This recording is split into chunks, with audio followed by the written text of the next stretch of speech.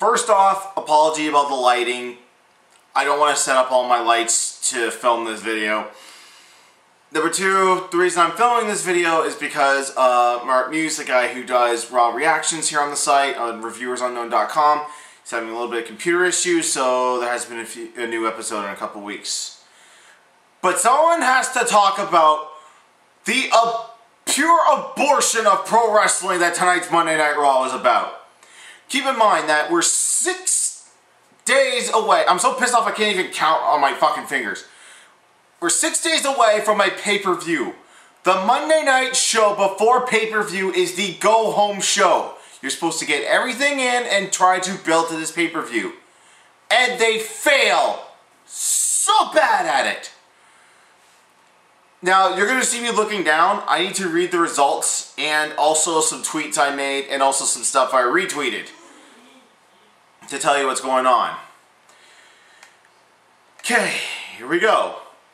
We start off, when you take a quarter of your runtime to a long, stupid, fucking boring promo done by AJ, CM Punk, and Daniel Bryan. God damn, this was horrible. I thank God that during the wide cam, when AJ was doing her little speech to Punk, there was a sign up there that said boring. Thank you to that fan for making that sign and keeping it on the wide cam. Before I go any further with this, if any of you are watching that was in the crowd at the Denver show, I am sorry that you got cheated out of your money tonight. I would have gone up halfway through the show, put up my ticket to the box office and say, I want my fucking money back because I'm not being entertained. There was nothing entertaining about this show tonight. I don't know why all these sites are saying that AJ is like the next big diva. She's not that good an actress. She is a half-decent wrestler. Last year at a house show, her and Natalya actually had a half-decent match. She's a decent wrestler when they let their people wrestle. Instead of this making those stupid quippy faces and crazy faces and like, I'm crying and I'm crazy and I'm happy. And if you want to be an actor or actress, that's fine. Go to Hollywood, act. Vince is taking the sport out of sports entertainment. It's just entertainment now. It's not even entertaining entertainment. And I don't know who wrote this and told AJ, you need long pauses in your speeches. AJ tonight was like the female version of Nintendo's Reggie Fils-Aimé. Long pauses in between sentences. Here is the Wii U tablet controller. Hey, ESA, if you're looking for a new, long, and boring person to present your press conferences for next year's E3, hire AJ Lee, because she's perfect at this shit. Anyway, long, boring thing. Here's some of the promo. AJ proposes to CM Punk. Daniel Bryan proposes to AJ. Nobody gives a flying fuck. And then we hear ding-ding, ding-ding. Guess who tonight's GM is? That fucking computer. And it's just another thing from Michael Cole to get up and do his, "Can I have your attention, please?" And I quote. I'm like, I'll get into that a little bit later. 20 minutes of nothing. Then we go to commercial, we come back. Sheamus versus Jack Swagger, over in a minute. Promo by Del Rio, saying I'm going to take the title. And then Jack Swagger eats another bro kick, which looks fucking awful. Because they did it from behind the camera. Here's Swagger, faces right here. Here's Sheamus' boot. Completely missed it. And they replay it on the same fucking angle. Oh, Jesus Christ. Okay. Oh, she's all by the end of the night I'm going to know who my future husband is. That was AJ. Not to mention the fact that the stupid computer makes CM Punk and AJ versus Daniel Bryan and Eve Torres. Oh God, they're actually letting Eve do something for once. And going to my Twitter, I tweeted, "Oh geez, Eve's in a match. I hope she still remembers how to wrestle." Oh no, wait, let me rephrase that. I hope she knows how to pretend like she knows how to wrestle. Bitch can't wrestle. Alright, backstage segment. Santino's gimmick for the night is putting on a Sherlock Holmes hat and finding out who the anonymous Raw general manager is. And they're still trying to pump up that Zack Ryder's going to be GM on SmackDown, which incidentally is being taped tonight. So Denver, I'm sorry, you're getting screwed out of your money twofold. And someone tweeted that, hey, this is probably, Teddy Long's probably the general manager, or the anonymous Raw general manager, because every other match is a fucking tag match. So it's Tyson Kidd, Christian versus Dolph Ziggler and Tensai. None of these guys have entrances. It's just, they come back from the commercial, Vicky's on commentating, she sucks at it. Tensai, another 2-minute match, Tensai beats Christian, then he starts beating up on Tyson Kidd on the outside, and Vicky Guerrero is just like looking at him like, nice ass. They're thinking of pairing Vicky with Tensai. Oh my God. Because we know that Sakamoto guy, he's got to be sick of this shit. They're completely getting rid of the whole Japanese thing. Oh, and now Michael Cole and the King are bitching about who the permanent GM is going to be. Spoiler alert, it's going to be Stephanie. She's pretty much announced it for the last 2 months. It's going to be Stephanie. Stephanie's coming back. I'm actually happy for that. I think Stephanie's a great on-air character. God damn it, she's a McMahon. She can handle it. So, arguing, Michael Cole slaps like this conveniently placed beer cup of water on Jerry Lawler. And then another email comes up. In a WrestleMania rematch, Michael Cole versus Jerry the King Lawler. Going back to my Twitter, Michael Cole says out loud, "No one wants to see me in that ring." Quote of the century! Yes, nobody wants to see you in that ring. Nobody wants to see you and Jerry Lawler wrestle ever again. But then another email comes in. Oh, I'm going to lead this up to the WWE Universe. So go to WWE.com and vote yes or no to this match. You already know this is a work. No matter what you voted on at WWE.com, you know what the result's going to be. More on that later. I had to retweet something made by Lance Storm. You young kids out there don't know who Lance Storm is. Shame on you. Lance Storm was a really great wrestler. But he never got over because he didn't want to demoralize himself by stupid gimmicks. Or the dancing gimmick. And I think Rico tried to make him a playboy or something. None of it worked. You just let the man wrestle, that's fine. Even if he doesn't get over with a great gimmick, that's fine. Gonna read Lance Storm's tweet here. My daughter just made a great observation. I thought this was supposed to be all about wrestling.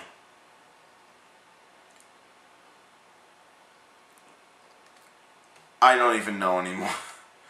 Okay, so up next. Brodus Clay versus Drew McIntyre. Another 1-minute squash. They're going back to Brodus Clay's squash matches. Like when they fade up after the dancing, Drew McIntyre is sitting on the outside on a steel chair with his feet up on the announce table. He's like, "No one wants to see you dance." No, we don't. We're sick of the Brodus Clay gimmick. It was funny at first because you build him up in promos to be a monster. Then they cut him off TV. Then they're like, let's give him this funk. Let's give him Ernest Miller's old music and make him another funk character. It's not working anymore. Stupid backstage segment. Big Show saying that all of his most embarrassing moments is with Jericho. I don't know. Eddie Guerrero making you eat that bean burrito and you shit in your pants? I think that was more embarrassing than you being part of Jericho. Or how about when you teamed up with The Miz? That's pretty more embarrassing than being part of Jericho. So up comes John Cena doing his bull. I'm going to win the Money in the Bank. I'm going to be WWE Champion. Fast forward, you've already know it. Big Show and Jericho versus John Cena and Kane. In the 20 plus years that I've been watching wrestling, in tag team matches, you see that it's normal for the heel team, when he sees his partner being pinned and the face is right near the ring apron, you pull him out to stop the count. Hell, you might even pull the referee out to stop the count. It doesn't end on a disqualification. As soon as Big Show pulls Cena out of the ring, ding, ding, ding, match over. Did Vince Russo get hired back? Then they fight with ladders. Cena gets the upper hand and he starts holding up his ladder over his head going, "Ah! I'm going to win! Ah!" You know what would be more symbolic if he actually folded that fucking ladder, climbed to the top, and grabbed the briefcase? Yeah, I'm going to win! That's more symbolic than you just raising it over your fucking head. Okay. What came next?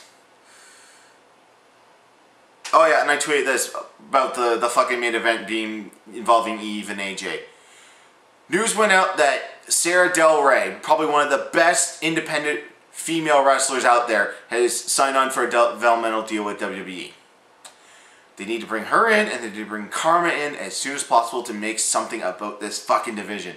Because as much as I don't like Layla and her inability and her inexperience at wrestling, why is the Divas champion not on television? It doesn't make any sense. She sucks shit. She sucks shit. Like, she's horrible. But you don't put your champion on television? I don't know. And another observation I made. Okay. Because I think after this, yes, another Money in the Bank qualifier match for the World Heavyweight Championship contract Money in the Bank ladder match. Sin Cara versus Heath Slater. Another quick match. Why is the WWE Championship match only have 4 competitors, yet you're going to turn the World Heavyweight Championship match and have 8 competitors and turn it into a goddamn clusterfuck? That is just going to overshadow the WWE one because you've got Jericho, Big Show, Kane, and Cena. 3 heavyweights and one that's close to being cruiserweight because of his weight size. That's being Jericho. The WWE Championship one is going to suck balls. They're not going to be able to do anything. At least with the World Heavyweight, you've got some high flyers in there. But why? I actually was half expecting... I figured out what happened with The Miz. He's off filming the Marine 4 that's going to go right to DVD. Next to John Cena and Ted DiBiase's version. I was hoping he would come back and announce that he's going in the ladder match. At least give it something. This WWE ladder match is going to suck. So yeah, after getting beat, Heath Slater's like, "This isn't fair. Get me a former champion. I'll beat anyone." And it was pretty much spoiled on Twitter today that Bob Backlund was this week's legend. He's like, "Oh, I'll beat any legend that gets out here." So Bob Backlund comes out. You think it's going to be a match, but where's the referee? So Slater kicks him in the midsection, punches him in the face. But then Backlund gets up and puts on the chicken wing crossface. And now here comes why your opinion. You, the wrestling fan. Your input, your voice doesn't mean shit. The vote between yes or no between Michael Cole and Jerry Lawler. 75% of the WWE Universe voted yes. No, we didn't. I know I'm just some internet raving mark. But I know that there are a ton of us here that bitch on Twitter every single week of how shitty this show is. And all of us could have collaborated together and voted. But guess what? Your vote didn't matter. And I'll give you an example of how your votes didn't matter. I visited a house show years ago. This is after Eve won the skank contest to hire the new skank. She won that. And the whole time they're promoting Edge versus Batista. The World Heavyweight title wasn't there. I think it was like vacated. I think Undertaker was champion and he got injured or something. I don't remember. But the main event was Edge versus Batista. And this is when Kurt Hawkins and Zack Ryder were still with him, so the Edge heads were still there. The whole time, Justin Roberts is like, vote, send a text to see what type of match you want to see. Now, I've got a friend that's in radio, part of a station here. He had front row seats and he was sitting behind Justin Roberts. Justin Roberts was checking his iPhone to see how many texts had come in. Tell you, by the end of the night, after that 3-hour show, when he made the announcement that tonight's going to be a last man standing match or no holds barred match, I can't remember what the match was. It was a good match, but I don't remember what it was. The point was, he looked over his shoulder and looked at that fucking iPhone. No one had voted. They pulled it out of their ass. Just like this. Everyone voted no. Yeah, 75% of people said, yes, we want another horrible Michael Cole and Jerry Lawler match.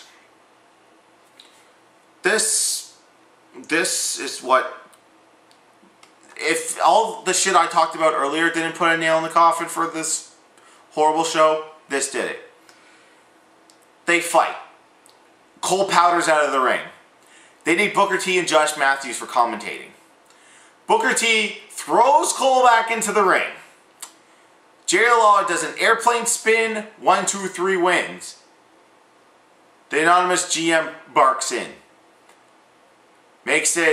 Reverses the decision to outside interference. So it's basically the same bullshit ending you got at WrestleMania 2 years ago. So then Santino comes out and says, there's only one other place that I can't see, that I know that the Raw General Manager wouldn't be. Under the ring. And then there's messages going, no, I'm not under the ring. Pay no attention to the man in the curtain. I am the great and powerful Wizard of Oz. It was Hornswoggle. Hornswoggle! The escape plan for crappy WWE storyline since 2006. Hey, Kennedy got caught smoking drugs. We need to get rid of him for the Sun angle with McMahon. Let's give it to the midget. Okay, the midget thing's not working. Oh, he's Finley's son. Let's kill that angle. He's the anonymous Raw General Manager. Was he the Raw General Manager the whole time? I really don't give a flying fuck. They should have just let this angle die. They probably had someone great in mind and just fucked the whole thing up. So the main event comes. Eve and Daniel Bryan versus CM Punk and AJ.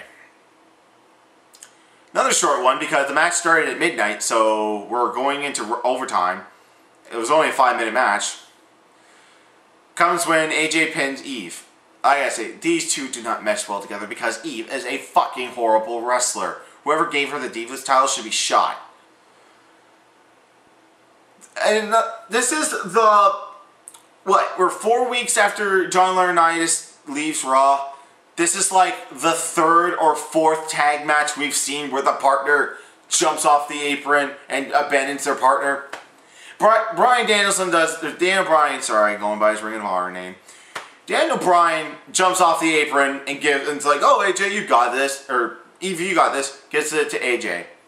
So then we get another long, boring promo where AJ slaps both CM Punk and Daniel Bryan. And does the whole, yes, yes. What many of you may not know, what most of you may have not known, is that I had a personal boycott after Over the Limit. Where... Was it Over the Limit? I think. Whatever one that Laurinaitis beat Cena at. And I wholly predicted that Big Show's going to come in because he's not under contract and he's going to let Laurinaitis win. I made a personal boycott against WWE. I did not watch it until I heard that John Laurinaitis was indeed fired and he's gone from WWE. And the reason being is because John Laurinaitis is a piece of shit. He can't cut a promo worth shit. He has no personality. The only reason that he gets any heat, it's cheap heat, because he sucks for all the previous reasons I just listed. Once I found out he was gone, I'm like, okay, this is going to get a little bit better. It hasn't gotten better. Raw has continued to suck. WWE has continued to suck. I'm going on record as saying that, minus the things I hate about Brooke Hogan and the whole Dixie Carter AJ Styles storyline, TNA is actually the better product right now. Destination X pay-per-view last night was way better than this. Even it's in the Impact Zone with that fucking marked crowd. That pay-per-view was better than Raw tonight. I don't know if WWE can recover from this. They're building up to the 1000th episode of Monday Night Raw. I don't know, with The Rock showing up, with Lesnar showing up to give his answer to Triple H about SummerSlam, I don't think that's going to be enough to save Monday Night Raw. We'll see how the ratings go. And I'm about to sneeze. Oh, sorry about that. But that was Raw. It sucked. I'm no good at these. That's why I leave this up to Muse. He's way more talented than I am.